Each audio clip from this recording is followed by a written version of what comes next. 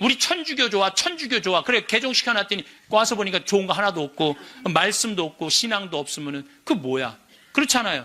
근데 내가 열심히 살고 하느님 기쁨, 복음, 내 안에 기쁨이 막 흘러 넘쳐. 내 안에 복음이 흘러 넘쳐. 그럼 그 기쁨을 나눠 가지는 사람은, 그거는 바로 그게 교황님이 원하는 거라는 거죠. 10번째, 평화를 위해 일해라. 전쟁이 끊이지 않는 시대에 사는 우리는 평화를 위한 목소리를 내야 된다는 거죠. 평화는 아무것도 하지 않고 가만히 있는 상태가 결코 아니라는 거죠. 그래서 우리들이 평화를 위해서 일하는 거. 여러분들, 우리가 지금 평화를 위해서 일할 수 있는 거 참 많죠. 저는 제가 우리 생태마을 꾸미는 일도 참 행복하고, 우리 교우들한테 건강한 먹을거리 제공하는 것도 행복하고, 잠비아 일 꾸미는 것도 행복하고, 이제는 남미 쪽에 신부들하고 연결을 하고 있어요. 남미 쪽도 우리가 도와줄 수 있으면 도와주는 일도 지금 하려고 지금 추진 중에 있어요. 그래서 일단은 남미에 있는 신부님, 수녀님들한테 프로그램을 내봐라. 그럼 내 1년에 일단은 1,000만 원씩 도와주겠다. 돌아가면서 그렇게 해놨는데, 이제 곧 있으면 회의를 한대요. 그래서 편지는 해놨는데 어떻게 될지 모르겠어요. 자, 여러분들, 우리들이 잘 사는 사람이 잘 죽을 수 있는 거예요. 이제 예수님이 십자가에 못 박혀 돌아가시고 3일 만에 부활하셔서 하늘나라 문 열어놓으셨어요. 그 문을 들어가느냐 안 들어가느냐 누구한테 달려있는 거냐면 우리한테 달려있는 거야. 나의 믿음, 나의 삶에 달려있는 거야.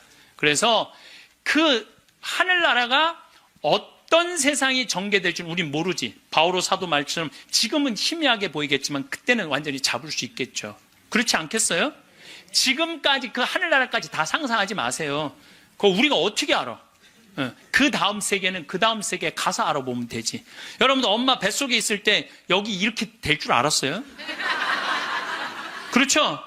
똑같은 거예요. 우리가 마지막 하늘나라는 하늘나라 가서 경험하면 되는 거예요. 하느님 온전히 믿고 이 세상 기쁘게 살면은 여러분들 행복한 나날 되고 마지막 날 영광스럽게 예수님 만나서 얼싸 안을 수 있으리라 생각을 합니다.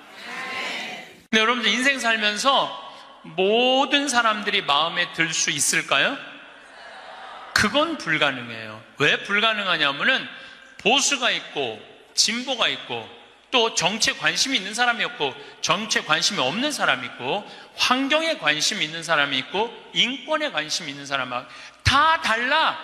다 다른데 어떻게 나하고 생각이 다르다고 미워할 필요까지 있느냐 이거예요. 그냥 네모난 놈은 네모난 대로, 세모나면 세모난 대로, 동그라면 동그란 대로 인정해 주면 돼요. 그리고 제가 40이 들어서 제일 감사한 것 중에 하나가 30대 때는 일일이 다 지적해주고 가르쳐야지 속이 편했는데 40대는 안 그래요. 왜 안 그러느냐면 귀찮아. 그런 거를 일일이 다 신경 쓴다는 것 자체가 귀찮아요. 그런 것까지 신경 쓰고 살 필요가 없는데 뭐하러 그렇게 크고 세세한 것까지 관심을 갖고 사느냐 이거예요. 어제는 이제 수원 우리 두 번째 멘토 신부 성당에 가서 강의를 하게 됐는데 오늘 평화방송 한다고 좀 이렇게 마사지를 받으려고 그러는데 마사지 예약한 사람이 까먹고 집에 휴가를 가버렸다고 그러더라고요. 그래갖고 이제 직원을 바깥에서 운전하는 직원을 한 30분 정도 기다리는데, 그 성균관대학, 수원에 성균관대학이 있는 데인데, 그 수많은 젊은 여대생들이 확 지나가더라고요. 그런데 참 슬픈 건지 좋은 건지 모르겠는데, 지나만 가지 얼굴이 안 보여. 눈이 이게 침침해갖고요. 이쁜 여자가 안 보여, 이쁜 여자가. 그것도 한편으로는 참 좋다. 그런 생각도 들더라고요. 근데 이제 30분을 내가 길에서 기다리다가 직원이 뭐 때문에 잘못돼갖고 늦게 도착을 했는데 내가 딱 탔는데 우리 직원이 그러는 거예요. 지금 왜 신경질을 안 부리세요? 그러더라고요. 근데 부리고는 싶은데 기운이 없어. 신경질 부릴 기운이 없어. 그래서, 나이를 먹는 게 좋은 면도 있구나. 사소한 것에 신경이 점점 멀어지는 참 좋은 것도 있구나. 이런 생각이 들어요. 제가 늘 강의 때 말씀드리지만은 우리가 모든 사람 사랑하기 쉽지 않아요. 근데 문제는 동그란 사람들이야. 마음이 예쁜 사람들은 모든 사람 사랑하려고 그래요. 난 그 사람들이 제일 짜증나는 사람들이에요. 모두 사랑하려고 덤비는 사람들. 예수님은 모두 사랑하라고 그런 적이 없어요. 서로 사랑하라고 그랬죠. 이제 모두 사랑하라고 그랬어요. 여러분도 오늘 이후부터 서로 사랑하세요. 우리 인생에는 궁합이 맞는 사람이 있어요. 이거 아주 중요합니다. 나하고 궁합이 맞는 사람이 있어요. 저는 내 인생에 참 궁합 맞는 사람들이 많은 편인데, 내 인생에 가장 궁합 잘 맞았던 분은 2012년에 돌아가신 87세에 돌아가신 김창린 필립보 신부님이 나하고 궁합이 제일 잘 맞았던 신부님이에요. 근데 이 신부님은 내가 신학생 때 별명이 호랭이 신부님이에요. 호랭이 신부님. 호랭이 신부님인데 얼마나 무서웠느냐 하면은 미사 딱 문 딱 잠궜어요. 미사 시작하면은. 그리고 미사 때 움직이잖아요? 그 자리에서 쫓아냈어요. 나가라고. 미사 때 움직이면은. 조금도 떠드는 걸 못 보셨어요. 조금만. 만약에 애가 뛰어다닌다, 그럼 애 3살, 4살도 욕을 바가지로 얻어먹어요. 욕을. 그리고 그 엄마는 말할 것도 없고.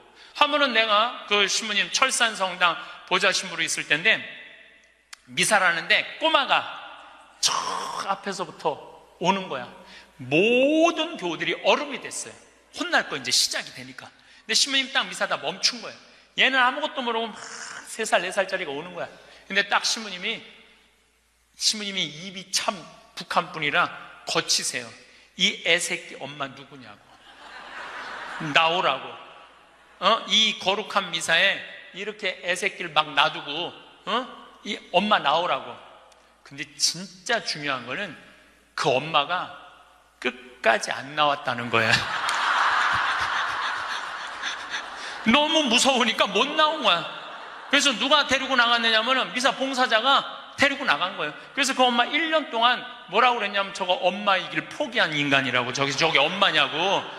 그만큼 무서웠어요. 이 신부님은 참 원칙적인 분이세요. 신앙에 애누리가 없는 분이에요. 그리고 내가 보좌 신부 때 이렇게 보면은 판공성사 이제 한참 하잖아요. 그럼 우리 그때 신자가 14,000명이었어. 그러면은 고해 성사를 주면은 신부님 고해에 들어가면 혼이 나니까 신부님 고해에서는 안 들어가는 거예요. 그 내 고해만 나가보면 막 신부님 없어. 그 신부님 기다리다가 딱 나와갖고 이리 와! 소리를 질러요. 그럼 저 끝에 있는 사람들이 어쩔 수 없이 가. 신부님 고해서 들어가면 다시 이쪽에 와서 붙는 거야. 내 쪽에 와서. 그래서 내가 하루에 500명씩 성사를 준 적이 있어요. 하루에 500명씩. 그러니까 그렇게 성사를 많이 줘갖고 나중에는 어떤 보좌 신부 때 어떤 병에 걸렸는지 하도 이걸 많이 하다가 이제 한 번은 문을 열고 고해를 듣는데 대답이 없는 거야. 그래서 왜 고해를 안 하냐고 눈을 떠봤더니 내 침대에서 옆에 창문을 열고 이러고 있더라고요. 창문을 열고. 그렇게 무서운 신부님이었는데 참 편안했어요. 그리고 신부님, 내가 평창의 성 필립보 신부님 본명이 필립보예요. 김창림 필립보. 신부님, 나 생태마을 꾸미고 싶다고. 네가 한다면 내가 도와줄게. 그래갖고 신부님이 30억 평생 북한에서 넘어가고 학비 고생을 많이 하고 신학생들 장학금 한다고 신부님 모아둔 거 30억을 내놓으신 거예요. 근데 신부님이 이제 은퇴를 하셨어요. 마지막 11년 동안 내가 모시고 살았어요. 근데 한 번도 서로 큰 소리 얼굴 붉힌 적이 없어요. 그렇게 무서운 신부님인데 한 번도 얼굴을 붉힌 적이 없어요. 신부님하고 에피소드가 너무 많은데, 신부님이 당신 성구가 서로 사랑하라야 내 성구 액자 너한테 줬는데 어디 있느냐고 2년을 괴롭히더라고요. 2년을. 나는 그런 거 본 적 없다. 이놈 새끼, 내가 너한테 성구 줬는데 네가 내 걸 우습게 한다고 욕을 먹었는데, 나중에 알고 보니까 신부님 그 철산성당 사무실에 있었던 거야. 근데 내가 그것 때문에 황당한 게 아니야. 서로 사랑하라는 성구를 내가 찾아서 우리 지금 생태마을에 걸어놨는데 참 기가 막혀요. 서로 사랑하라 그러는데 이렇게 그 뒤에 배경 그림이 뭔지 아세요? 호랑이 2마리가 서로 끌어안고 있는 거야. 한번 생태마을에 오시면 한번 보세요. 하여튼 호랭이. 그런데도 신부님하고 마지막까지 정말로 아버지 아들같이 잘 지냈어요. 근데 이제 신부님이 2월 15일 날 입원하셨는데 이제 한 3개월 보름 정도 했는데 월요일 날 돌아가실 것 같아서 우리 주교님들 다 모이고 교구청 신부들 다 모여갖고 돌아가신다고 그러는데 신부님이 안 돌아가시는 거야. 밤 12시가 돼도. 그러니까 주교님 황신부 있을 거지? 우리 각계 교구청의 신부들 우리 각계 다 가고 나만 있는. 돌아가시는 언제 돌아가시나 보는데 새벽 3시까지도 안 돌아가시네? 나는 다음날 강의 있는데 라고 신부님 하여튼 나 지금 바빠서 간다고 갔는데 이틀 지났는데 느낌이 이상해. 그래서 부관장 신부한테 네가 나머지 다 해라. 나 아무래도 신부님 돌아가실 것 같다. 그래서 이제 수원 빈센트 병원에 왔어요. 딱 왔는데 신부님이 이틀 동안 혼수 상태에 계시더라고. 그래서 내가 신부님 귀에다가 이렇게 말했어요. 신부님 이제 가셔라. 신부님 힘든데 신부님도 가셔야지. 신부님도 편안하고 나도 힘들어 죽겠다 왔다 갔다. 그랬는데 신부님이 눈을 딱 뜨는 거예요. 얼마나 놀랬는지 몰라요. 죽으라고 그러는데 눈 뜨니까 얼마나 내가 놀래. 그랬더니 그 신부님 모시는 자매가 그러더라고요. 부부가 저거 보라고 이틀 동안 그렇게 많은 신부님들이 그렇게 많은 그 은인들이 지인들이 와서 신부님 눈 뜨라고 그래도 눈 한 번 안 뜨더니 저 사랑하는 신부가 와서 신부님 이제 가시라고 그러니까 눈 뜨는 거 보라고. 신부님 매일 저를 위한 미사를 하셨거든요. 매일매일. 그래서 내가 이제 신부님한테 그랬죠. 신부님 평생에 내 바람막이 돼주시고 나 행복하게 해줘서 너무너무 감사하다고. 나는 사제 생활은 정말로 반은 신부님 때문에 행복하게 살았다고. 여기 이제 내가 그날 다 오라고 그랬거든요. 신부님 지인들 다 눈 한번 마주치라고. 눈 다 마주치시더라고요. 그러더니 나하고 딱 눈을 마주치시면서 돌아가시더라고요.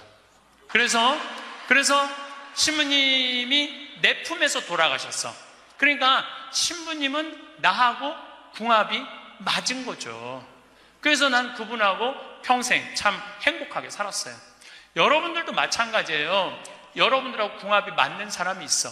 근데 이 동그란 사람 얘기 이제 내가 옛날에 화가 나십니까에도 말씀드렸지만 동그란 사람들은 뭐가 있냐면 예수님 사랑하는 마음이 이쁘니까 남 상처 주는 걸 못해. 왜냐하면 예수님한테 미안하니까.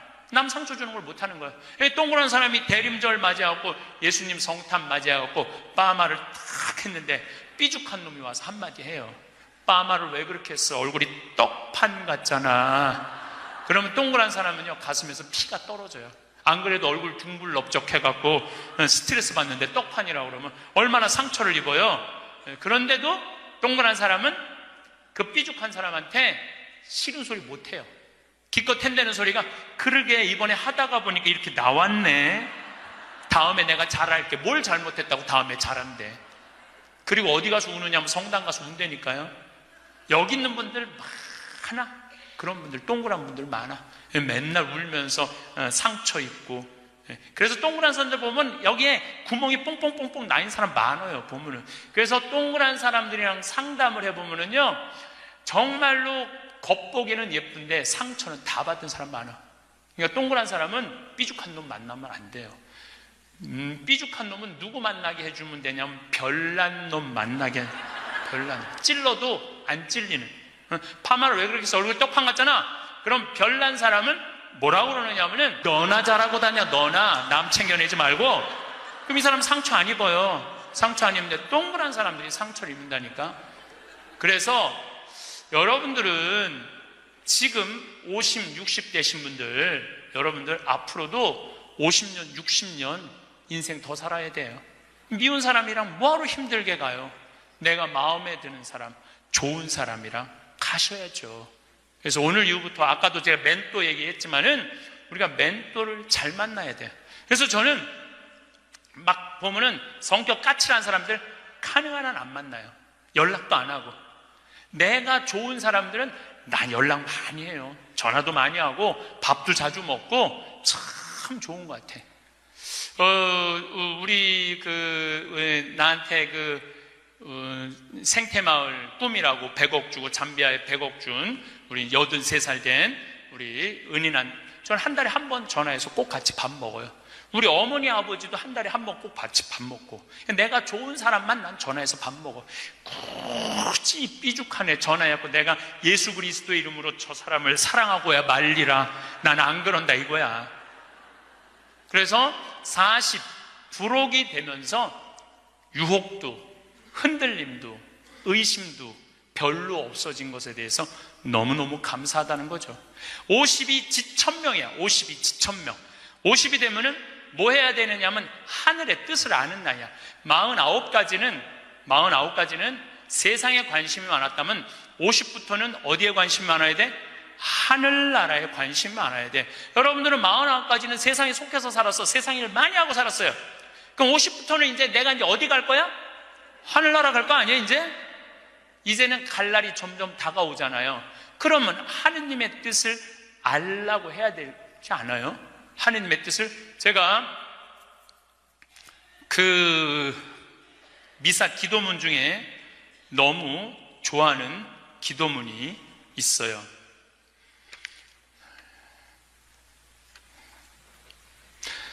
하느님 아버지 성찬의 전례 때예요. 저희가 그리스도의 죽음과 부활을 기념하며 생명의 빵과 구원의 잔을 봉헌하나이다. 또한 저희가 아버지 앞에 나와 봉사하게 하시니 감사하나이다. 많이 들어봤죠?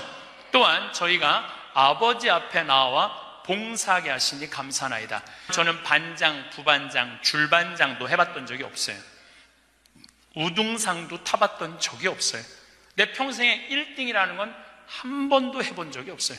1등이라는 건 한 번도 해본 적이 없어요. 그런데 나같이 부족한 인간이 오늘도 이제 미사 같이 봉헌하겠지만은 이 많은 교우들한테 기도를 바쳐 올리, 또한 아버지 앞에 나와 이 많은 교우들을 위해서 미사 드리게 해주는, 또한 아버지 앞에 나와 봉사하게 해주시니 감사나이다. 난 너무너무 영광스러운 거야. 아버지 일을 하는 것에 대해서 너무 감사하는 거야. 30대 때는 하느님의 이름을 빌려서 내 일을 했어요. 30대 때는 어땠냐면 뭐가 진행이 안 되면 성질을 있는 대로 부렸어요. 30대 때는. 근데 요즘은 막 일이 진행이 안 되잖아요. 그럼 딱 내려놔요. 그리고 이렇게 말합니다. 당신이 원하는 게 아니네. 그거 딱 내려놔요. 당신이 원하는 일이면, 하느님 당신이 원하는 일이면 되겠지. 제가 작년에 잠비아에 가갖고 간호대학 수도된 걸 보고 저 사는 맛 사는 멋 삶겨 한끼 책 파는 거 2억 인세 내놨다고 그랬잖아요. 그래갖고 교우들한테 1,000만 원씩 30명만 도와달라고 그랬잖아요. 그런데 2월 달에 방송에 나갔는데 4월 마지막 주에 2억 8천이 모인 거야. 2달 만에 2억 8천이. 내가 한번 모금도 나간 적이 없는데 다 전화해서 마지막 토요일에 내가 하느님한테 이렇게 기도했어요. 하느님, 왜 2천만 원이 비냐고. 진짜 그렇게 기도했어요. 진짜. 아니 내가 2억을 내놨으면 당신 3억 내놔야 될 거 아니냐고 그렇게 기도를 했는데, 그날 저녁에 종도도 다른 할머니가 나한테 전화했어요. 신부님, 당신이 기도를 하는 중에 내가 돈이 필요할 것 같아갖고 2천만 원 보냈다는 거예요. 2천만 원. 나는 기쁘지 않았어요. 기쁘지 않았어. 왜 기쁘지 않았냐면 너무 놀랐어요. 하느님이 다 듣고, 하느님 왜 2천만 원이 비냐고 그랬더니 그 저녁에 2천만 원을 채워주셨으니, 여러분들 기쁠 것 같아요? 무서울 것 같아요? 무섭죠. 와. 그래서 예수님이 너희들 많은 말 하지 말아라. 아버지가 너희가 필요한 것을 다 알고 계신다. 그래서 내가 기도를 안 한다니까요. 내가 기도를 안 해요. 내가 잠비아에 농업대학 세울까? 그랬더니 100억 갖다 줬잖아요. 그래갖고 농업대학 부지가 필요한데 그랬더니 1,000만 평 대통령이 줬잖아요. 어떻게 기도를 해? 생각만 해도 하느님이 이렇게 쏟아주는데 기도까지 해주면 나는 죽어. 이거 기도까지. 근데 나는 어떤 믿음이 있느냐 하면 지천명, 하늘의 뜻을 알아요. 하느님이 원하는 일이면 된다. 네. 그리고 이제 잠비아에 제가 이제 4년을 다니면서 돈도 많이 이제 그 신학교, 잠비아를 쭉 다녔는데 내가 너무너무 놀란 거는 잠비아의 신자가 500만 명이에요. 그리고 내가 다니고 있는 은돌락교구는 신자가 100만 명이야. 100만 명. 근데 신학교가 없는 거야. 잠비아의 신학생은 지금 480명이 있대요. 근데 기숙사가 없는 거야. 1, 2학년이 뭐 철학과 이렇게 다니고 이상하게 하여튼 신학 과정이 있더라고. 그래서 은돌락교구의 반달 주교님께서 나한테 요청이 왔어요. 우리 여기 잠비아에 신학교를 좀 줘달라고. 근데 그 신학교 짓는 거 어렵잖아. 땅 이미 1000만 평 있고 10억이면 신학교 짓거든요. 10억이면 벌써 100억 기증 받았고, 나는 농업대학만 할 생각을 했지 그 신학교 줘줄 생각을 안 했거든요. 근데 생각해보니까 이거 신학교 짓는 거 이게 정말로 의미 있는 일이구나. 이게 누구의 뜻이냐? 1000명이라는 거야. 하느님의 뜻이구나. 그래서 요즘 이제 신학교를 이제 설계를 다 끝냈어요. 신학교 설계도 다 끝났어. 그래갖고 짓는데 이제 반달 주교님이 지난 9월달, 10월달에 한국에 들어오셨어요. 근데 또 마침 우리 수원교구의 이용훈 주교님께서 그러면은 저도 그렇죠. 우리 수원교구 주교님 이름으로 책임지고 끝까지 져주기로 두 주교님께서 사인을 딱 했어. 내가 그걸 보면서 그래, 하느님이 이렇게 역사하시는구나, 그런 걸 느끼면서 내 일을 하는 게 아니라 이제 누구 일을 해? 하느님의 일을 해. 하느님의 일을 하니까 내가 책임질 필요 있어요, 없어요? 없어. 누가 책임져야 돼? 하느님이 책임져야 돼. 그야말로 내 기도는 배째라야. 줄래면 주고 말래면 말아라. 그런데 잠비아에 이번에 미국 교우들이 20명이 따라왔어요. 그런데 참 그 사연이 기가 막히더라고요. 딸이 수의학과 다니다가 교통사고로 죽은 거야. 보나라는 아이인데 24살인가 6살에. 근데 그 딸 생일날 잠비아에서 보나 샘이라고 샘을 판 거예요. 근데 그분들이 그 주교님을 만나더니 우리도 잠비아에 신학교 짓는데 자기네들이 가능하면 $100만 다 모아보겠다는 거예요. 이게 그러니까 내가 그런 일을 저지르는 게 아니라 하느님이 알아서 하는 거야. 나는 뭐만 해? 심부름만 하는 거야. 또한 아버지 앞에 나와 봉사하게 하시니 감사하나이다. 여러분들 여기 50대신 분들, 50 넘으신 분들 아직도 세상 것에 연연하고 매달린다면 언제 1000명 하늘의 뜻을 알 거예요. 이제 이 세상 돌아가는 삼라만상 이치 다 할 나이 아니에요. 50이 되면은. 그렇다면은 내가 이 세상에서 하나라도 더 가지고 끝나는 게 아니고 이 세상에서 하느님 보시기 좋은 일을 하고 가는 게 중요하다는 거예요. 욕심을 버리시면은요, 여러분들 마음 안에 기쁨이 있어. 저는 요즘 미사 때마다 이 여의도 광화문에 그냥 맨날 토요일마다 강의가 있으니까 여기 못 오거든요. 근데 미사 때마다 저 100만 명이 아무 사고 없이 크게 서로 막 경찰이 막 최루탄 물대포 쏘고 이런 일 없이 우리의 의사를 잘 표현하게 해달라고 아무 사고 없이 기도해요. 우리나라 평화를 위해서. 내가 우리나라 평화를 위해서 미사일 지향을 내가 드릴 수 있는 사제가 된다는 거 너무 감사하더라고요. 그래서 여러분들도 하느님 아버지, 내가 구역장으로 봉사하게 하시니 감사하나이다. 하느님 아버지, 내가 성모회장으로 봉사하게 하시니 감사하나이다. 하느님 아버지, 내가 반장으로 봉사하게 하시니 감사하나이다. 이렇게 기도해야 돼. 근데 50이 돼갖고 기껏 텐대는 소리가 하느님 이번에 프레스티움 단장 안 하게 해주시니 감사하나이다. 이러면 안 된다는 거예요. 62순이라고 해. 62순. 이순이라는 건 뭐냐면 60이 되면 귀가 편안해야 되는 나이예요. 60. 화가 나지 말아야 돼. 누가 내 욕을 해도 화가 나지 말아야 돼. 근데 60 된 분들 막 누가 내 욕을 해. 그럼 뭐라 그래? 나를 내가 산전수전 다 겪었는데 날 뭘로 보고 내 욕을 해? 내가 이놈을 뻔때를 보여주리라. 이때부터는 나이를 헛먹는 거예요. 누가 내 욕을 해도 화가 나지 말아야 돼. 내 커피숍 하는 친구가 있어. 이 친구가 해준 얘기예요. 무슨 얘기냐면은 1시에 자기 커피숍에 60 먹은 아줌마 10명이 들어오더래요. 그래갖고 야, 커피 한 잔이 6,000원, 7,000원이니까 한 7만 원 버나 보다. 근데 아줌마들이 딱 들어와서 한다는 소리가 우리가 지금 대모임을 해갖고 밥을 많이 먹어갖고 패가 불러서 3잔만 시키겠다고. 3잔만 시키겠다고. 3잔만 시키더래요. 10명이 상 3개 딱 차려해갖고, 그랬더니 그 요즘 리필이 다 되잖아요. 한참 먹더니 또 있더니 와서 리필해달라고 그러더래. 리필. 또 그 큰 컵에다 리필을 다 해준 거야. 그랬더니 다시 오더니 그러더래요. 이거 우리 귀양 리필해준 거 우리 나눠 먹게 잔 좀 더 달라고.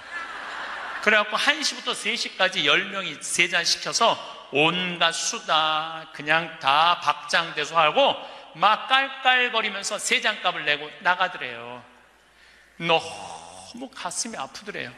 왜냐하면은 뭐 전기세도 있고 자리세도 있고 월세도 내야 되는데 저 아줌마들 10명이 들어와서 3잔만 시켜서 먹고 나가 얼마나 가슴이 아픈지 몰라요. 여러분들 돈이 없으면은 막심 골드 그 150원이야 스틱 커피 그거 10개 사면 1,500원이야. 그럼 보온병 사다가 종이컵 사다가 종이컵은 안 되지만은 그냥 그 앞에 공원이거든. 그거 먹으면 되지. 왜 그 남의 상처를 이걸 뭐라고 하냐면은 나이값도 못한다고 그러는 거야. 늙으려면 어떻게 늙어? 곱게 늙어. 늙으려면 곱게 늙어야 돼. 나이를 먹으려면은 제대로 먹어야 된다는 거예요. 나는 그래서 우리 직원들 장 보러 나갈 때 절대 못 깎게 해요. 돈 못 깎게. 그거 300원, 400원 깎아서 뭐해. 우리 직원이 지난번에 그러더라고. 자기가 저기 호박을 20개 사는데 한 푼도 안 깎길래 하나 더 좀 얹어주더래. 더 얹어주길래 이거 우리 신부님이 깎지 말라고 그런다고. 깎지 말란다고 그래. 나도 농사 짓는 사람이라요. 참 그 농사가 얼마나 어려운데 할머니들이 두릅 따 갖고 나오고 쑥해 갖고 나오는 거 300원 깎는다 200원 깎는다 그러다 안 깎아주면 또 그냥 건너 갖고 사고 돌아다니면서 상처는 다 주고 다녀. 그리고 나 돈 아꼈다고. 참 그 정도로 200원 300원 깎고 돈 아낄 정도로 돈이 없으면은 그냥 집에 가만히 앉아 있어. 돌아다니지 말고. 그래서 나이값을 해야 된다는 거예요. 나이값. 늙으려면 어떻게 늙어? 곱게 늙어야 돼. 늙으려면. 그리고 60이 되면은 이순이라는 게 뭐냐면은 누가 내 욕을 해도 화가 나지 말아야 되는 것뿐만 아니라 이해 안 되는 게 없어야 돼요. 삼라만상 우주 아까 1000명이라고 그랬잖아요. 1000명 안에는 우주 만물의 조화까지 다 알아야 돼. 그 60이 되면은 이해 안 되는 게 없어야 돼. 내가 60대 신분 중에 너무너무 멋있는 분 한 분을 알고 계세요. 난 그분 지금 얼굴도 본 적이 없는 분이에요. 얼굴도 본 적이 없는데 이분이 얼마나 멋있느냐 하면은 성모회장이래 어느 성당에. 근데 내 후배 신부 중에 하나가 5년 전에 옷을 벗었어요. 신학교 때 내가 굉장히 예뻐했던 아이인데 자기 기쁘지 않대. 사제로서 기쁘지 않대. 사제로서 기쁘지 않으니까 미사를 드릴 수가 없는 거예요. 그거 여자 문제보다도 더 고통스러운 거예요. 내가 사제로서 기쁘지 않아. 그래서 나는 더 이상 제사를 드릴 수 없다. 그래서 옷을 벗고 나간 거야. 이 신부 혼자 쭉 사는 거죠. 근데 그 본당 신부였을 때 성모회장님이었대. 성모회장님이었는데 이 신부님이 5년 동안 혼자 사는 걸 알고 딸이 36인가 37이래. 딸한테 그랬대요. 너 그 신부님 알지? 알고 있대. 근데 그 신부 옷 벗은 거 알지? 알고 있대. 근데 너 지금 시집도 안 가고 혼자 사니? 이렇게 허송세월 보내지 말고 신부님 외롭고 힘든데 너 신부님한테 시집이나 가서 밥도 해주고 빨래도 해주고 의지가지 하면 어떻겠느냐? 그 성모회장님이 남편도 설득했대. 당신 저 본당 신부님 있을 때 저런 사이 하나 있으면 좋겠다고 그러지 않았느냐고. 저 사이 사보면 되지 않겠느냐고 남편도 설득하고 남편도 좋다고 그랬대. 그래갖고 이번 3월 신부님한테 찾아간 거야. 내 딸 줄 테니까 신부님 혼자 외롭게 살지 말고 내 딸 이제 데리고 같이 살았으면 좋겠다고. 그래서 이번 3월 달에 결혼을 시킨 거야. 60이 되려면 그 정도는 돼야지. 60이 되려면 그 정도는 돼야지. 신부님도 옷 벗고 나가면 내가 저 신부님 더럽다고, 저 신부님 저럴 수 있느냐고, 내가 그렇게 안 봤는데 욕이나 하고 돌이나 던지고. 그건 나이를 헛먹는 거예요. 그 신부는 얼마나 힘들었겠어. 인생 살면서 자기 맞지도 않는 옷 입고 이러지도 못하고 저러지도 못하고 부모님 상처 줄까 봐 옷도 못 벗고 얼마나 힘들겠어. 그 정도 이해는 돼야지. 60이 돼갖고 옷 벗고 나가면 나는 이해가 이해가 안 되네. 저 신부님 왜 옷을 벗고 나갔을까? 그래서 60이라는 건요, 정말 아름답기 시작한 나이예요. 저는 60된 여자친구들이 많아요. 진짜로. 근데 60된 분들하고 이렇게 대하면 참 편안해요. 30대, 40대 이 여자들은 불편해. 불편해. 근데 60만 되면은 아주 편안해. 그리고 60이라고 얼굴이 못생긴 것도 아니야. 이뻐, 다. 60은 내가 보기에는 아름답기 시작한 나이에요. 아름다운 모습으로 나이를 들어가는 것. 누가 뭐라 그래도 받아들이고 포용할 수 있는 따뜻한 나이가 저는 60이 아닌가 싶어요. 70이 종심소욕 불육이라고 그래요. 뭐라 그러면 70이면 마음을 따른, 욕구가 일어나는 마음을 따라도 법의 어긋남이 없는 나이야. 그러니까 내가 한 70 넘은 분이 내가 욕심껏 행동을 해도 그게 법에 어긋나지 말아야 돼. 다시 말해서 좀 쉽게 얘기하면 우리 천주교 교우들 알아듣기 쉽게 말하면 70에 내가 하는 행동이 하느님이 하는 행동하고 똑같아야 돼. 70은. 근데 70된 할머니들 막 잔치집에 갔는데 그냥 부친 게 맛있다고 꼬쟁이에 그 집에 이마 부친 게 남든 모자라든 상관하지 않고 꼬쟁이에 싸갖고 막 그게 이제 늙으려면 곱게 늙으려는 거예요. 그러면 안 된다는 거예요. 70.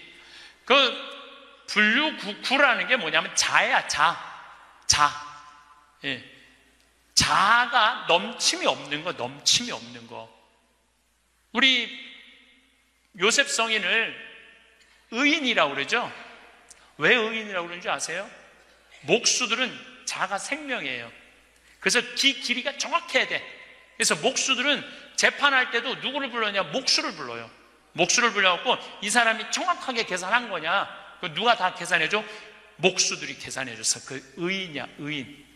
그러니까 어긋남이 없는 거야, 어긋남이. 70이 되면은. 근데 70이 됐는데도 불구하고 욕심을 부리고.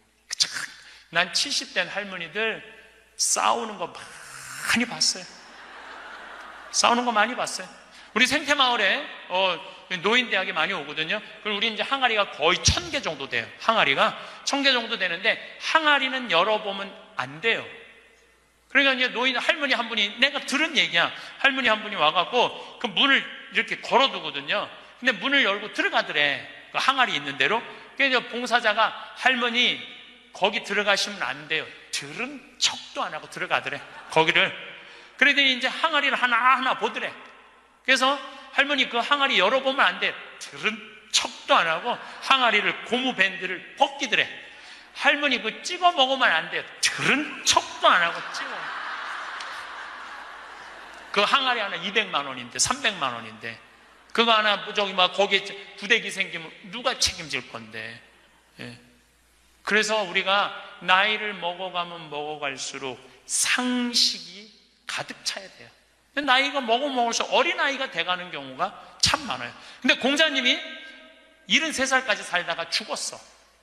무슨 얘기냐면은 천지가 80이 넘게 사는데 70까지만 얘기를 하고 죽은 거야, 공자님이. 80은 어떻게 살으라고.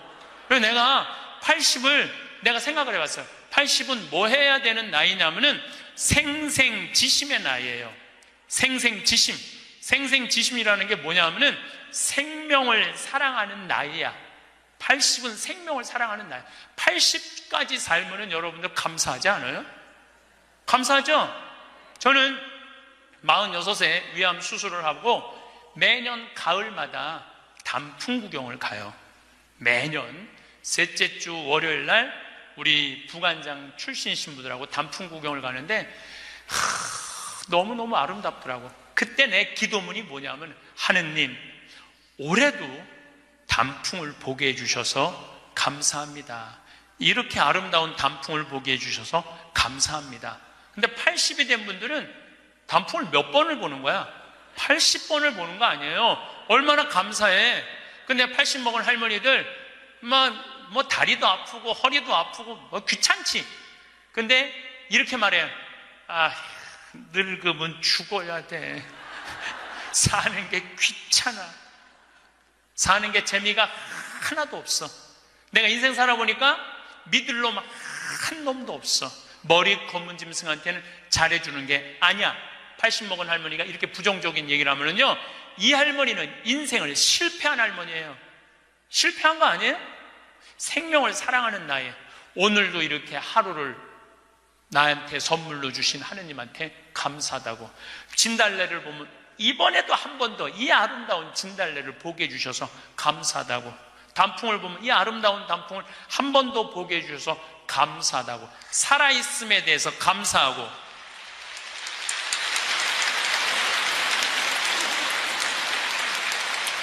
생명에 대해서 사랑하는 마음.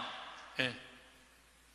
저는 우리 요즘 대리임 때 우리 직원들 마니또를 해요. 작년에 느닷없이 마니또를 하자고 그러더라고요. 그래서 이제 쭉 뽑았어. 우리 직원이 40명인데 나는 이제 60 먹은 형제가 뽑혔어요.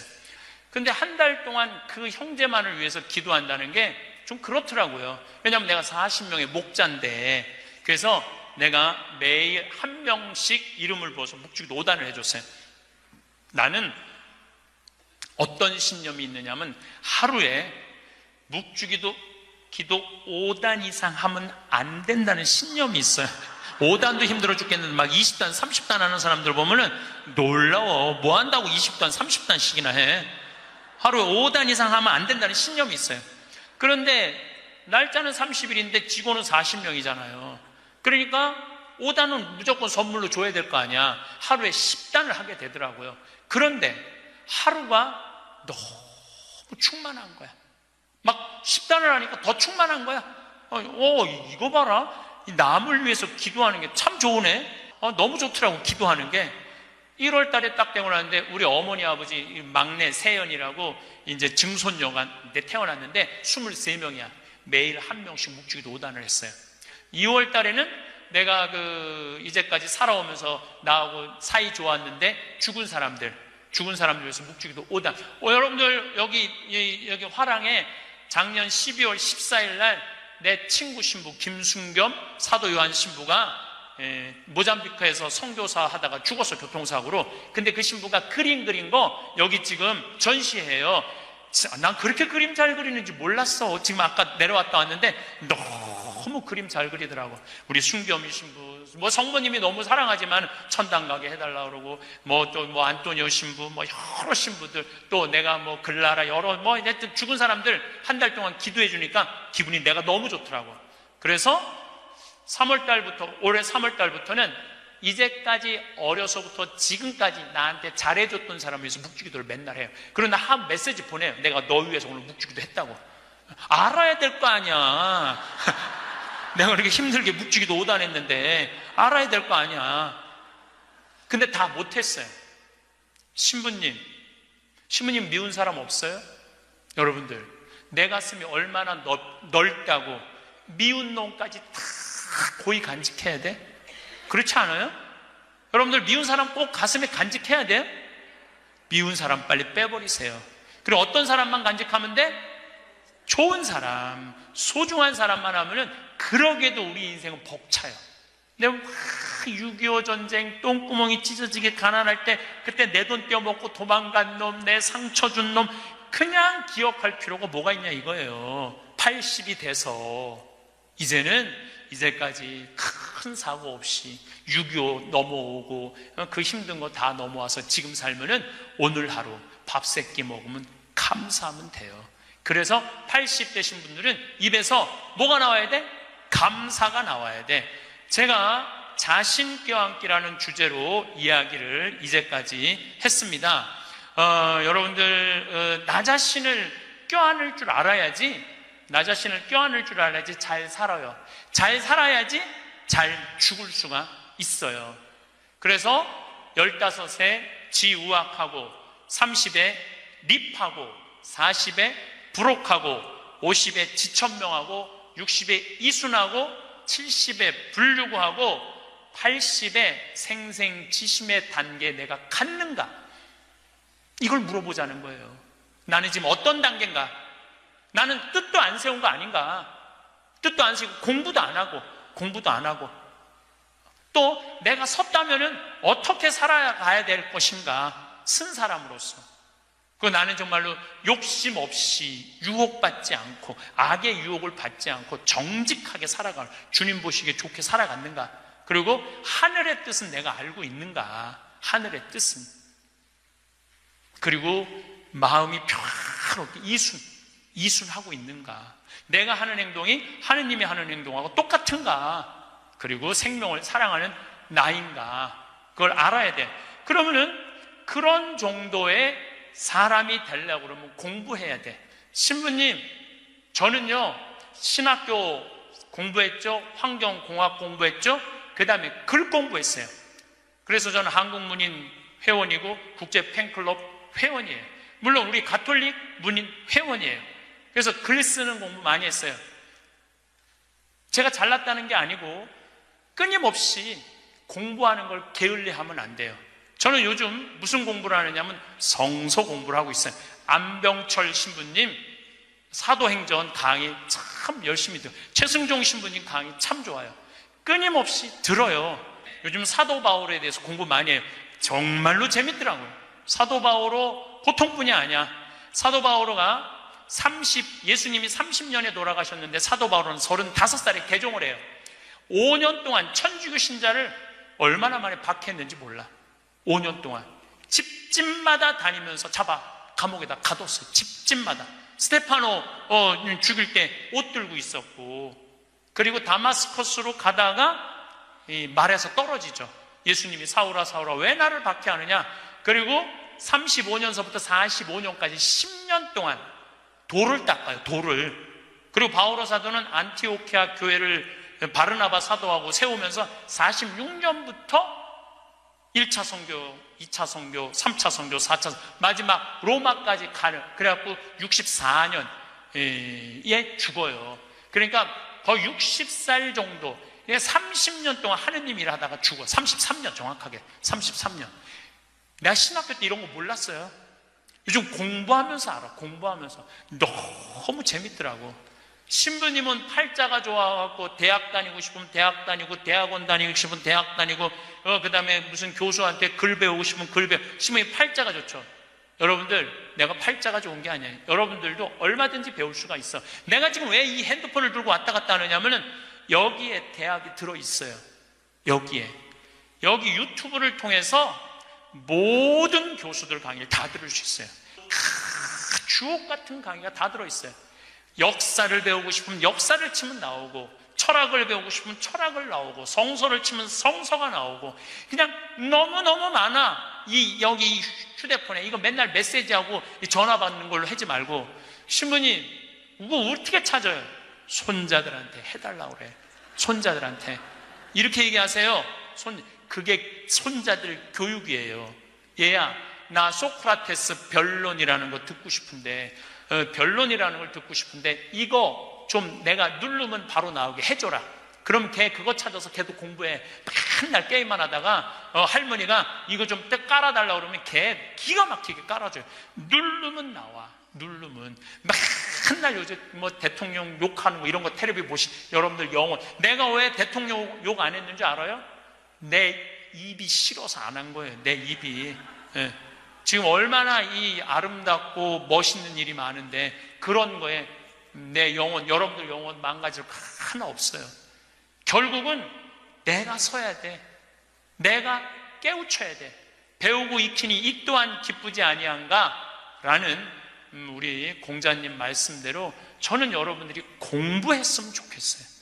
공부를 하면은요, 소크라테스 말씀처럼 지식은 덕으로 가고 덕은 곧 행복으로 이어진다는 거예요.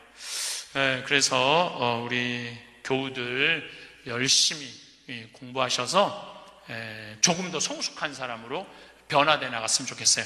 여러분들 요새 에볼라 그러는데, 에볼라는 뭐 많이 걸려야 지금 한 10만 명 걸리는데 전 세계 에이즈 환자가 몇 명이냐면 3,500만 명이에요. 물론 이제 에이즈는 어느 정도 정복했다고 보는데 어쨌든 아프리카는 아직도 에이즈 환자가 굉장히 많아요. 한 15,000명 사는데 인구가 한 1,600명이 에이즈에 걸려 있는 거예요. 그래서 수녀님들이, 그것도 우리나라 수녀님들이 이 에이즈 걸린 아이들 아이들이에요. 뭐 나이 먹은 사람은 이미 죽었고 에이즈 걸린 아이들 이렇게 약도 대주고 영양제도 대주고 그럽니다. 그래서 제가 작년에 가서 우리 의사 선생님들 또 이 사람들이 이가 아파도 이를 못 빼요. 그래서 이제 치과 의사 선생님들 모시고 가서 에이즈 환자는 이게 이 빼는 게 굉장히 위험해요. 막 이렇게 날카로운 뭐 치과 도구가 이렇게 찔리면 안 되는데 작년에도 그런 위험이 있었는데 올해 간 선생님이 저 수원에서 치과하는 우리 열심한 교우 선생님이 해다 찔렸어요. 그 에이즈 이 피가 그렇게 찔린 거죠. 그래서 어쨌든 이제 뭐 의사 선생님들 모시고 와갖고 이도 빼주고 에이즈 아이들 영양제도 좀 대주고. 그러니까 엄마가 또 빨리 죽으니까 애들 그 고아 아이들이 많은 거야. 근데 얘네들도 에이즈에 걸려갖고 나오는 거예요. 근데 얘네들이 5kg가 넘어야지 약을 먹는데 5kg가 안 돼. 3kg밖에 안 되는 거예요. 그래서 분유를 먹이면요 일주일 만에 얘네들이 5kg가 돼요. 그리고 금방 쑥쑥 몸무게가 늘어요. 그래서 거기 보육시설에 가서 분유도 좀 이제 대주고, 그리고 돈이 없으니까 학교를 못 다니는, 초등학교를 못 다니는 아이들이 한 700명 정도 되는 거예요. 수녀님들이 그 아이들을 모아다가 공부를 가르치는데 돈이 없으니까 책 12권을 가지고 한 명이 공부를 하는 거야. 그래서 필요한 게 뭐냐니까 책을 사달래. 그래갖고 가갖고 2명이 한 권을 볼 수 있도록 해줬어요. 근데 내가 간 결정적인 이유는 나는 생태마을을 꾸미니까 거기에 자카란다 농장이 있어요. 근데 농장이 80만 평이야. 80만 평. 80만 평인데 수녀님이 2만 평밖에 농사를 안 짓고 있는 거예요. 그래서 내가 수녀님한테 물어봤어요. 수녀님, 이거 농사 다 지면은 보육시설, 병원, 그 다음에 학교 다 운영할 수 있을 텐데 왜 2만 평밖에 못 꾸미고 있느냐? 그랬더니 신부님, 우리는 맨손으로 농사 짓는다는 거예요. 포크레인도 없고 트랙터도 없고 경운기도 없어서. 여러분들 맨손으로 농사 지면요 한 사람이 1000평 이상 못 져요. 얼마나 농사가 힘든데요. 내가 생태학교 운영했을 때 학생들 입학을 많이 해요. 막 20명, 30명. 내가 물어봐요. 생태학교에 왜 입학했습니까? 제가 이제 은퇴를 해서 예전에 땅을 한 4000평 사둔 게 있는데 그거 이제 농사 지려고 농사 배우러 들어왔습니다. 그럼 한번 해봅시다. 그래갖고 이제 3월 한 달 동안 모종 내고 거름 뿌리고 막 해요. 한 달 지나고 나서 내가 다시 상담을 해요. 어떻게 농사 이제 한 4000평 질만 하십니까? 그러니까 해보니까 이게 쉽지 않으네요. 한 1000평 정도 할 수 있을 것 같아요. 그래요. 3월, 4월, 5월, 더운 이제 6월 이제 지나고 나서 학생들 여름방학 할 때 제가 물어봐요. 이제 한 몇 평이나 농사 질 수 있을 것 같으냐고. 그러니까 이분들이 하는 얘기가 한 10평 질 수 있을 것 같아요. 10평. 맨손으로 농사 짓는 게 진짜 힘들어요. 근데 수녀님이 거기서 맨손으로 농사를 짓고 있는 거야. 그러니 포크레인도 없고 트랙터도 없고 경운기도 없다는 거야. 수녀님 얼마면 되겠냐니까 2억이면 되겠대.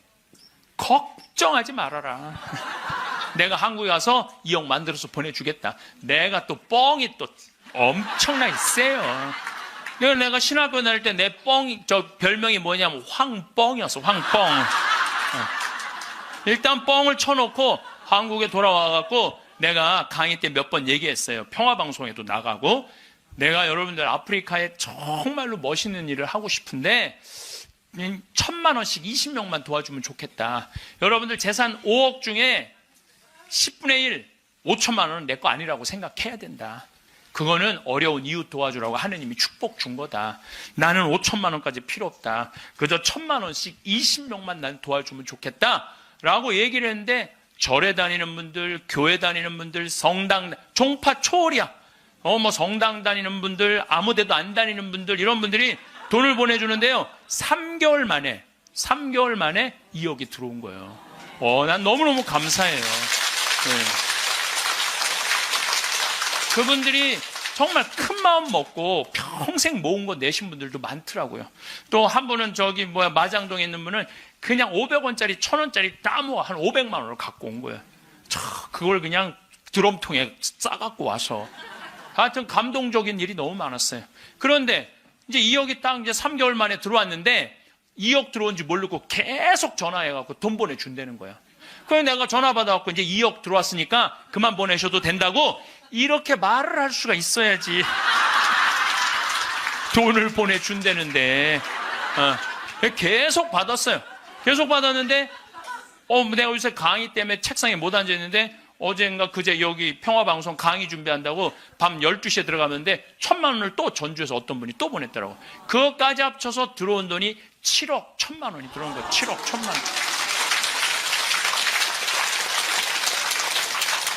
아니 2억이면 되는데 7억이 들어오니까요. 사람이 마음이 간사해지더라고요. 난 그래서 이걸 하면서 그 복지시설 사람들 이해가 되더라니까요. 그 돈 떼어먹는 사람들 이해가 되더라니까. 이래서 떼어먹는구나.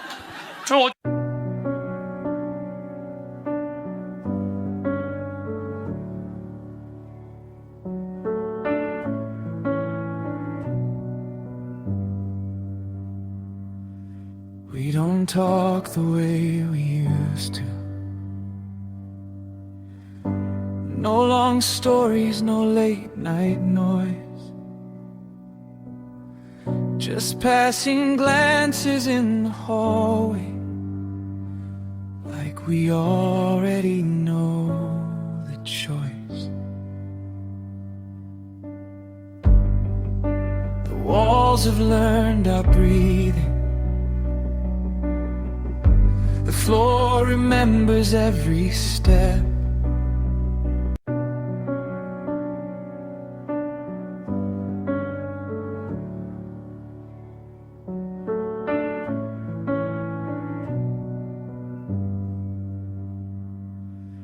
We don't talk the way we used to.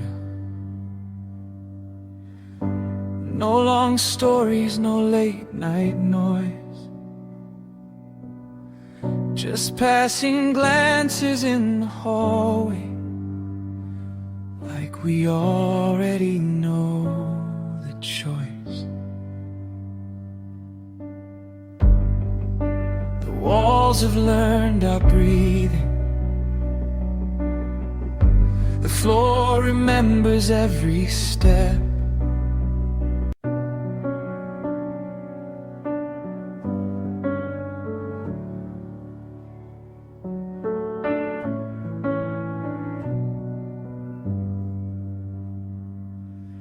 We don't talk the way we used to. No long stories, no late night noise.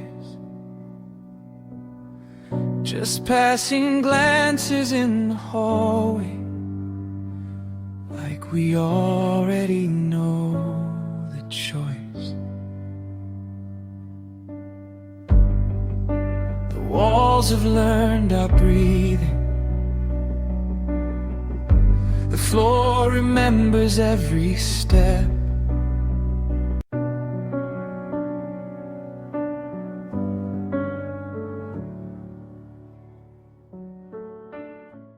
어쨌든 내가 이제 포크레인 트랙터 경운기 사주기로 했으니까 그거 사주로 나갔어요.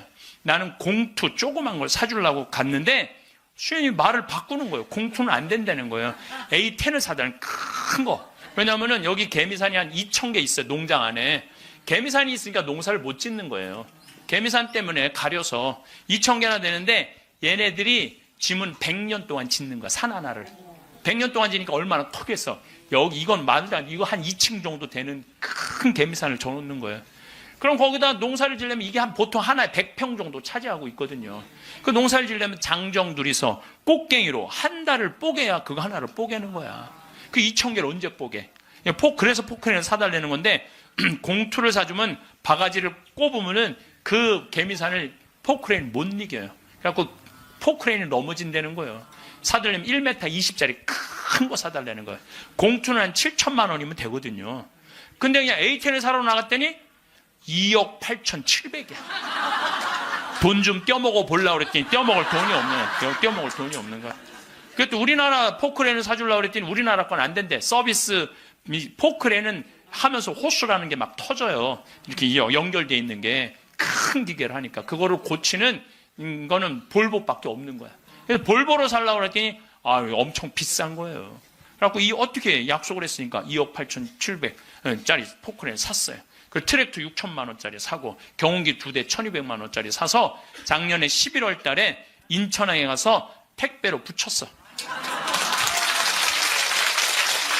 또 이 포크레인이 너무 크니까 포크레인을 잘라요. 난 또 포크레인 자르는 거 처음 알았어. 포크레인을 잘라갖고 컨테이너 2대 나눠서 보낸 거야. 예, 기술자를 보내갖고 붙이는 기술자도 보내고. 근데 여러분들 포크레인하고 트랙터만 보내면 걔네들이 알아서 일해요? 기술자도 따라가야 되네. 그러니까 작년 11월 달에 포크레인 트랙터 택배로 붙일 때 기술자 둘도 택배로 붙였어요. 그런데 이 기술자들 둘 한 달 월급 완전히 기계를 고칠 줄 아는 기술자를 찾아서 보내야 되니까 둘 한 달에 800만 원이에요. 그 1년 쓰면 1억 아니야. 돈이 팍팍 줄어드는 거야. 이제 그거 이제 끝나고 난 다음에 거기 뭐 걔네들이 그냥 뭐 기술자가 따라가면 막 알아서 해요. 기름 대야 되잖아요. 기름도 한 달에 1,000만 원씩 되는 거예요. 기름도 한 달에 1,000만 원씩. 예, 기름도 한 달에 1,000만 원씩. 돈이 막 완전히 줄어드는 거야. 근데 수녀님이 내가 처음에는 빈말인 줄 알았대요. 2억 보내주겠다고. 근데 뭐 포크레인 보내지, 기술자 보내지, 기름값 보내지. 그러니까 수녀님이 자신감이 생겼나 봐. 아, 신부님 귀양 도와주실 거 우리가 닭을 팔고 싶은데 지금 잠비아는 여름이에요. 45도까지 올라가요. 그러니까 보통 1시간 거리에 닭을 못 파는 거야. 상하니까. 그러니까 신부님 냉동고를 보내주면은 닭을 팔 수 있을 것 같다는 거야. 얼마냐니까 2,200만 원이래.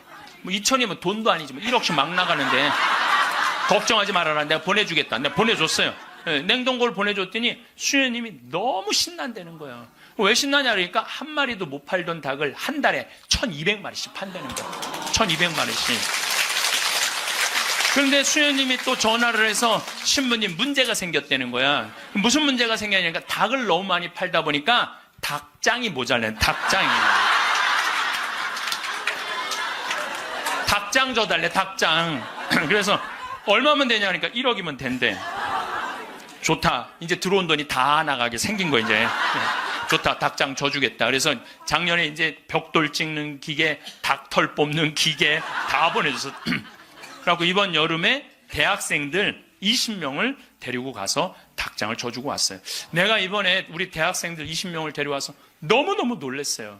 왜냐하면 엄마들이 얘네들 문제 있어서 얘네들 고생시킨다고 보냈는데 걔네들이 가서 일하는 걸 보는데요.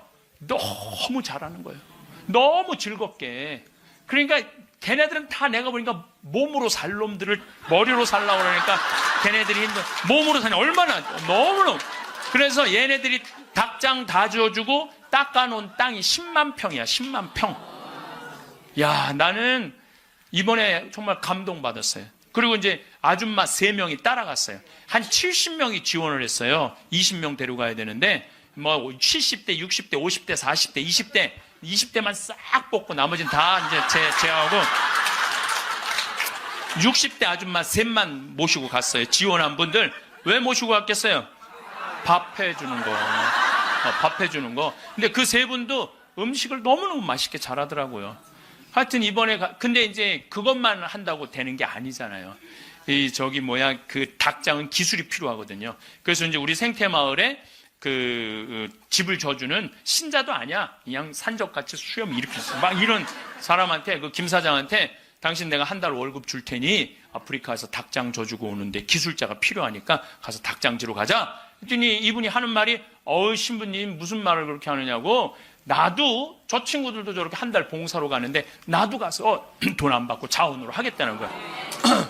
그러니까 예수님이 주님 한다고 다 천국에 가는 게 아니다. 내 말을 실천하는 사람이라야 천국에 간다는 말. 나 그 김 사장을 보면서 그런 생각이 들더라고요. 가서 그러니까 이번 여름에 저도 이제 가서 싹 져주고 왔어요. 그랬더니 수녀님이 신부님 도대체 우리한테 왜 이러는 거냐는 거예요.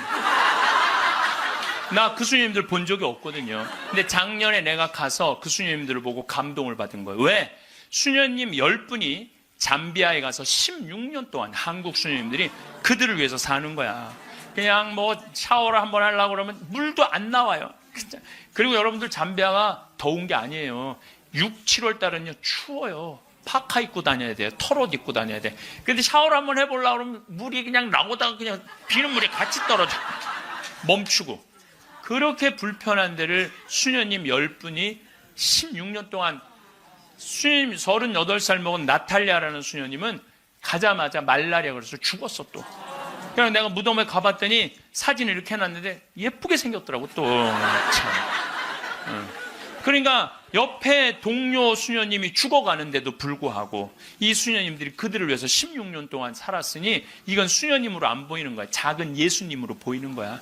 내가 이분들을 도와주지 않으면 나중에 큰 예수님한테 혼나겠다는 생각이 들더라고. 그래서 수녀님이, 신부님 우리한테 도대체 왜 이러느냐고 그러길래 내가 한마디 했어. 수녀님 무슨 말을 그렇게 섭섭하게 하느냐고.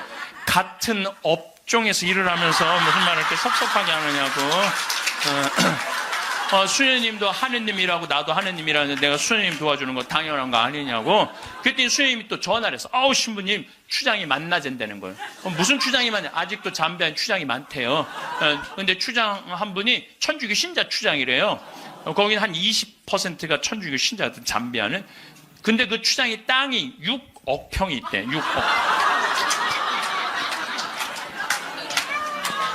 6억 평이 있대. 6억 평이. 그래서 수녀님 좋은 일 한다고 500헥타를 준다는 거예요. 그러니까 우리나라 150만 평, 450만 제곱미터 엄청난 큰 걸 준다는 거예요. 신부님 이거 어떻게 할까요? 전화를 했어요. 수녀님 그거 일단 받아두라고 그거. 그랬더니 이 창설자 수녀님이 독일 수녀님인데 이 수녀님 날 직접 찾아오셨어요. 신부님, 다른 병원 운영하는 수녀님, 보육시설 운영하는 수녀님, 그 다음에 학교 운영하는 수녀님들은 일이 잘 진행이 되는 거예요. 근데 이 수녀님은 울고 다녔다는 거예요. 16년 동안. 땅이 한 면이 3.2km니까 어마어마하게 땅이 크더라고요. 80만 평이. 근데 이 넓은 거를 수녀님 무슨 재주로 해? 돈은 없지, 일은 하고 싶지, 16년 동안 울고 다녔다는 거예요. 근데 요즘 이 수녀님이 웃고 다닌대. 그리고 친구 수녀들한테 이렇게 말한대요. 이것들아, 눈물로 씨 뿌리던 사람들이 기쁨으로 곡식을 거두리다. 이러고 다닌다는 거예요.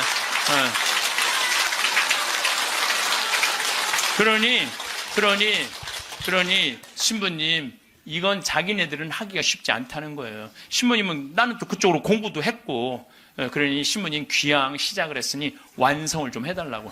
그러니까 난 또 80만 평 완성하려면은 70살까지 일이 기다리고 있는 거야. 난 아무리 살아도 아무 상관없어. 심심할 일이 없어. 심심할 일이. 이번 여름에는 이제 치과 의사 선생님들, 안과 의사 선생님을 모시고 왔는데 이제 좀 젊은 분들이 가는데 안과 의사 선생님 대학병원에 과장님을 모시고 간 거야. 수술 도구까지 다 갖고 내가 다 우리 후원하는 분들이 보내니까 치과 수술 도구, 안과 수술 도구 다 갖고 갔거든요. 근데 이 치과는 이제 작년에 갔으니까 환자들이 많은데 안과는 사람들이 줄은 잔뜩 섰는데 무서운 거야.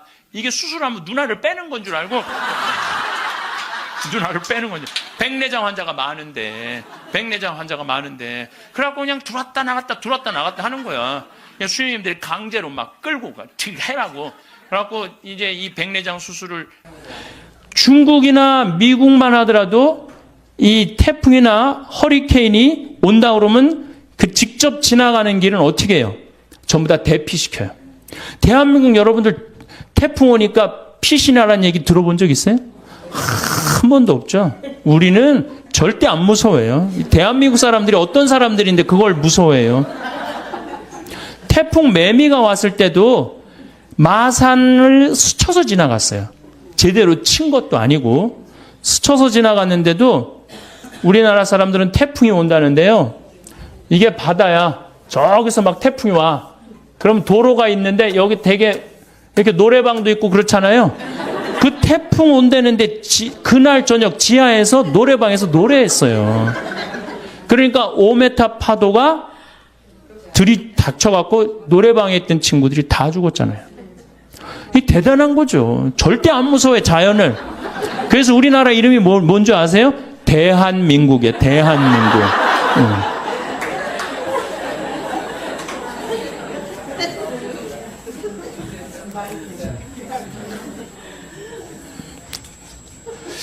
그런데 이렇게 지구가 뜨거워지는 결정적인 이유는 석유하고 석탄 때문이에요. 그렇죠? 석유하고 석탄을 너무 많이 떼갖고 지금 우리가 이렇게 뜨거워지고 있는 거예요. 근데 우리나라는 석유하고 석탄이 납니까? 안 납니까? 안 나죠? 근데 우리나라 사람들은요, 우리 자신이 사한유국인 줄 알고 살아요. 우리나라 사람들 석유 쓰는 걸 보면요, 내가 사한유국인 양 써요. 우리나라가 에너지 사용량이 100이면은 OECD 국가는 72를 씁니다. OECD 국가, 경제개발협력기구 국가들은 일본은 35를 써요. 독일이 85,